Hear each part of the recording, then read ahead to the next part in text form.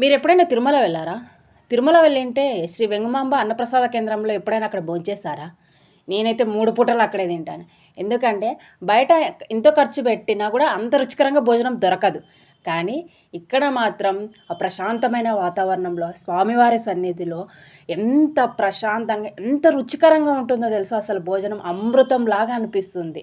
So, ఇక్కడ వెన్నబాంబ అన్న ప్రసాద కేంద్రంలో నిత్యం కొన్ని వేల మందికి ఇక్కడ అన్నదానం జరుగుతుంది. ఇలాంటివి ఇక్కడనే 4 డైనింగ్ హాల్స్ ఉన్నాయి. అంతేకాదండోయ్!